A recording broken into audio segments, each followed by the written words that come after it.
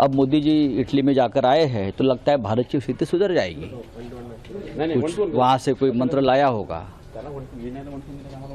भारत की हालत तो बहुत खराब है, आर्थिक हालत बहुत खराब है, बेरोजगारी बढ़ रही है, लोग कतार में है, डीजल, पेट्रोल, रॉकेल। हाँ, तो क्या कर सकते हैं? मोदी जी क्या करने वाले हैं? देश को उपदेश देते हैं, प्रवचन देते हैं और विदेश चले जाते हैं। ये सिर्फ एक अंतर्राष्ट्रीय यात्रा, डिप्लोमेटिक, पॉलिटिकल स्टेज पर नहीं थी। इसने बड़े परिणाम भारत के भविष्य के लिए उत्पन्न करे।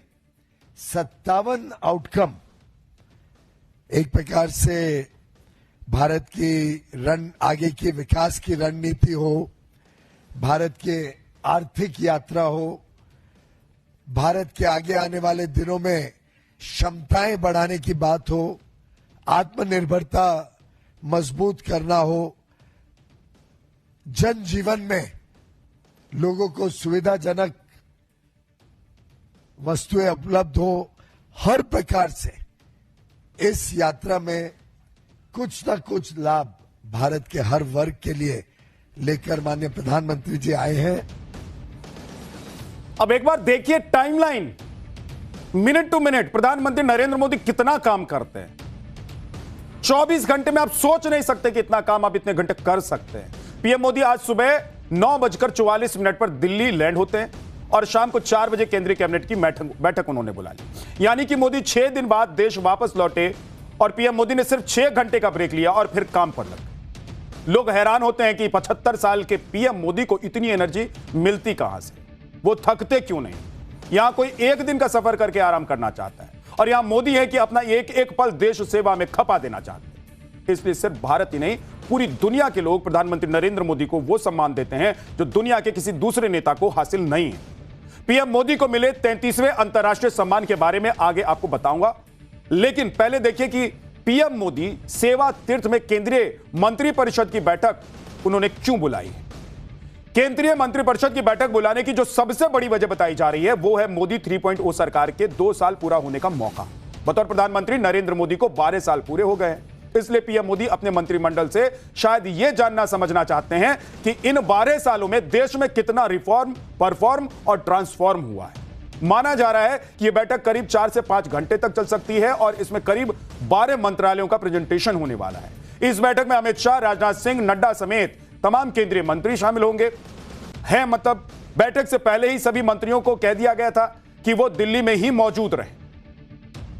इधर पीएम मोदी अपने केंद्रीय मंत्रिपरिषद के साथ मीटिंग कर रहे हैं तो उधर पीएम मोदी के विदेश दौरे की चर्चा पूरी दुनिया में हो रही है। इस दौरे से पीएम मोदी ने भारत के लिए जो हासिल किया है वो बेमिसाल है, लेकिन इसके साथ साथ पीएम मोदी इंटरनेशनल अवार्ड का जो रिकॉर्ड बनाते जा रहे हैं वो भी चर्चा का बड़ा विषय बना हुआ है। लोग समझ नहीं पा रहे हैं कि मोदी जहां जाते हैं वहां के सर्वोच्च सम्मान से उन्हें क्यों सम्मानित कर दिया जाता है। आप देखिए कि इस बार 5 देशों की यात्रा में 3 देशों ने उन्हें सर्वोच्च सम्मान से सम्मानित किया है। यानी कि पीएम मोदी ने 3 दिन के भीतर 3 देशों में लगातार 3 अवार्ड हासिल कर लिए। स्वीडन और नॉर्वे ने अपना सर्वोच्च सम्मान दिया तो इटली में पीएम मोदी को यूएन ने वो सम्मान दे दिया जिसे देखकर मोदी विरोधी गैंग को अलग ही आग लगी हुई। इसके बारे में आगे आपको बताऊंगा, लेकिन पहले देखिए कि मोदी को अब तक कुल 33 अवार्ड मिल चुके हैं।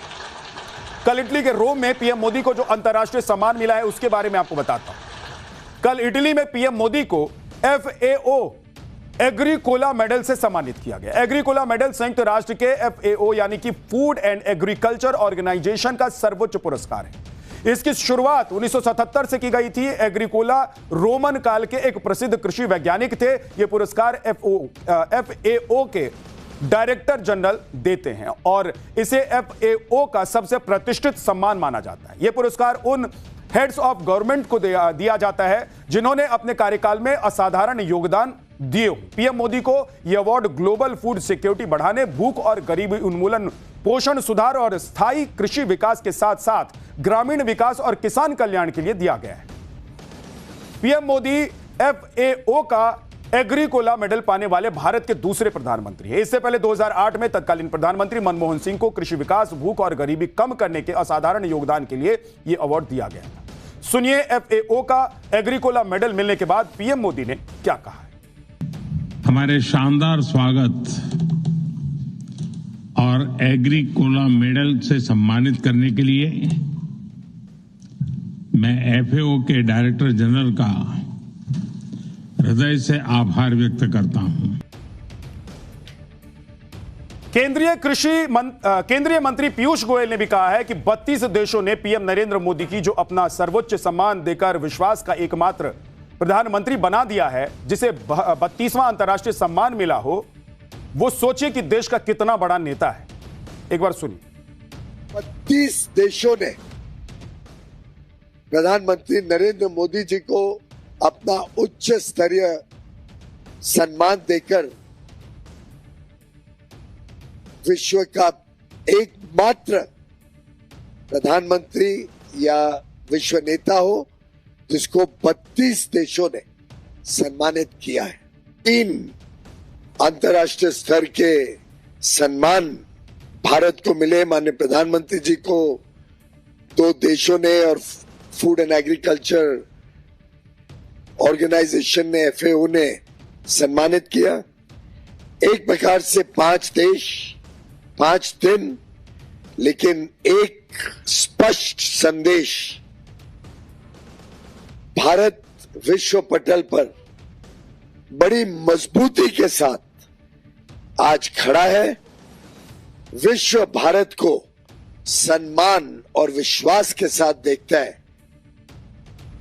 अब देखिए कि यह तस्वीर देखकर किस भारतीय का सीना चौड़ा नहीं होगा?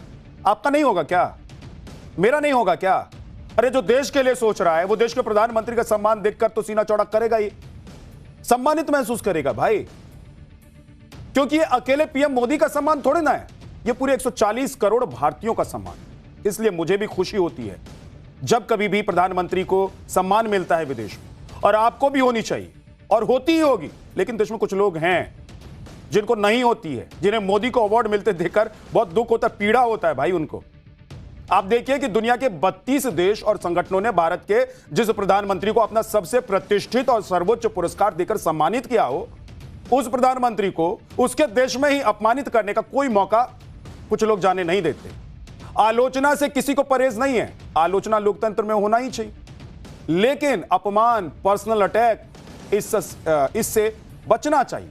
लेकिन आज नहीं बच रहे हैं लोग, जो मुंह में आ रहा है बोल देते हैं मोदी के लिए। और मोदी पर पर्सनल अटैक करने में नेता प्रतिपक्ष राहुल गांधी रेस में सबसे आगे होते हैं, नंबर 1 दिखाई दे। राहुल गांधी कभी प्रधानमंत्री नरेंद्र मोदी को चौकीदार चोर कहते हैं, तो कभी कॉम्प्रोमाइज्ड पीएम कह देते हैं, कभी वो पीएम के लिए तू तड़क वाली मर्यादित जो भाषा है, सड़क छाप भाषा जिसे आप कह सकते हैं, उसका इस्तेमाल करते हैं। तो कांग्रेस के मन से पीएम मोदी की मां को गाली तक दी जा चुकी है। कल राहुल गांधी ने पीएम को एक बार फिर से अपमानित किया, उनके लिए अपमानित शब्द का इस्तेमाल किया। उन्होंने पीएम को गद्दार कह दिया। रायबरेली की एक रैली में राहुल ने पीएम के साथ केंद्रीय गृह मंत्री अमित शाह और आरएसएस को भी गद्दार कहा। इसके बाद बीजेपी के नेताओं से लेकर कार्यकर्ताओं तक सबका खून खौल उठा।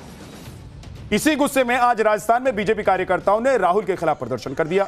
जयपुर में बीजेपी कार्यकर्ताओं ने राहुल गांधी के खिलाफ नारेबाजी की और उनका पुतला फूंक दिया। तो लखनऊ में हिंदू महासभा ने राहुल के खिलाफ थाने में तहरीर दे डाली। सुनिए कि हिंदू महासभा के नेता राहुल पर कैसे भड़के हुए थे। माफी वीर हैं, सदैव ये ऐसे बयान देते हैं, फिर माफी मांग लेते हैं और बच के ये चले जाते हैं। तो ये माफी वीर राहुल गांधी जी ने इस बार गद्दार कहा है ऐसे महानुभाव को। तो गद्दार शब्द को अब वो साबित करें और बताएं कि ये लोग गद्दार कैसे हैं। हॉर्मुज पर नाकेबंदी की वजह से ऊर्जा का संकट पूरी दुनिया में है, भारत में भी है। लेकिन ऐसा भी नहीं है कि पेट्रोल पंप बंद करने की नौबत आ जाए और पेट्रोल पंप पर जो डीजल पेट्रोल का बोर्ड लगा दिया जाए कि भाई अब पेट्रोल और डीजल नहीं है। ऐसी नौबत आ गई है क्या देश में? देश के कई शहरों में इस तरह की खबरें आ रही हैं कि अब सरकार कह रही है कि भाई देश में तेल की कमी नहीं है, लेकिन दूसरी तरफ तस्वीर कुछ आई जिसे देखकर ऐसा लगा कि भाई देश में तो तेल है ही नहीं। खाड़ी देशों से सप्लाई का थोड़ा इशू जरूर है, लेकिन सरकार कह रही है कि भाई घबराइए नहीं, परेशान मत होइए, 60 दिनों के लिए अभी खर्च के लिए तेल है, रिजर्व में, इसलिए घबराने की कोई जरूरत नहीं है। पेट्रोलियम और प्राकृतिक गैस मंत्रालय में संयुक्त सचिव सुजाता शर्मा ने आज फिर कहा कि हमारे पास पर्याप्त मात्रा में पेट्रोल डीजल का स्टॉक मौजूद है, इसलिए पैनिक बाइंग ना करें। लेकिन आप देखिए कि देश में क्या हो रहा है। जयपुर की एक तस्वीर आपको दिखा रहा हूं, देखिए जयपुर की यह तस्वीर है। यहां एक पेट्रोल पंप पर नो डीजल का बोर्ड लगा दिया गया है। सुनिए इस पेट्रोल पंप के मालिक और कर्मचारी बता क्या रहे हैं, बोल क्या रहे हैं, सुन लीजिए। वैसे क्या समस्याएं आ रही हैं, क्या दिक्कतें हो रही हैं? 2 दिन से हमारी सप्लाई नहीं आई थी और सप्लाई आज हमको मिल गई है। 24,000 लीटर गाड़ी आ रही है, दूधू क्रॉस कर गई। अब हम पेट्रोल को चालू कर देंगे, कोई दिक्कत नहीं है। बस ये 2 दिन से लेकिन फ्यूल नहीं था? हाँ, 2 दिन से हमारे पास फ्यूल उपलब्ध नहीं था। तो इसमें तो काफी दिक्कतें होंगी, लोग परेशान हो तो होते ही हैं, परेशान तो होती है, परेशानियां सामने आती ही है। जब आपको पेट्रोल नहीं मिलेगा तो गाड़ी में कैसे चलेगी, सीधी सी बात है।